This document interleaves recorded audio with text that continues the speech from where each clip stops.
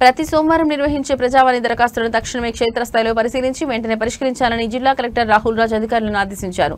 స్థానిక కలెక్టర్ కార్యాలయంలో ఈ రోజు జిల్లాలోని వివిధ ప్రాంతాల నుంచి వచ్చిన ప్రజల నుంచి 77 దరఖాస్తులను తీసుకోవడం జరిగింది. అందులో భూభారతి 36, ఇందిరమ్మ ఇండ్లు 7, పెన్షన్ 7, ఇతర 27 దరఖాస్తులను ప్రజల నుంచి జిల్లా కలెక్టర్ రాహుల్ రాజ్ స్వీకరించారు.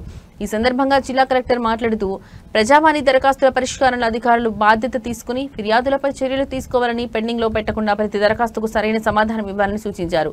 వేర్వేరు ప్రాంతాల్లో భూ సమస్యలు, ప్రజల సమస్యలు, పింఛన్లు, విద్యా, వైద్యం వంటి సమగ్రమైన పరిష్కారం కోసం ప్రత్యేక శ్రద్ధ తీసుకోవాలన్నారు. సమస్యలు పరిష్కరించినప్పుడు కారణాలు, నియమాలు వివరాలతో అర్జీదారులకు తెలియజేయాలన్నారు. ఈ కార్యక్రమంలో అదనపు collector Nagesh, ZPC Ellaiah, DRDA PD Srinivasarao, DRO Bhujangarao, జిల్లా అధికారులు పాల్గొన్నారు.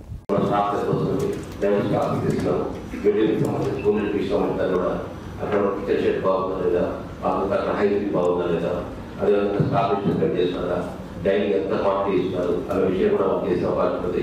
కూడా కొంత స్కూల్స్ ఇంప్లిమెంట్ చేసుకుని వాళ్ళ ఇంట్రెస్ట్ ఉంటే అక్కడి నుంచి 7 వయసుగా మాటలు తీసుకున్న తర్వాత వీళ్ళైతే మరి అక్కడే చేసుకుంటున్నారు.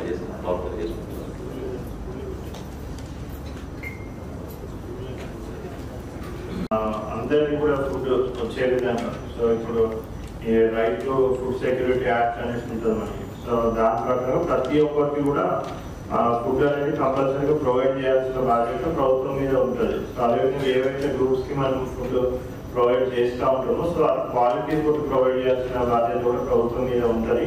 సో దాని ప్రకారంగానే స్కూల్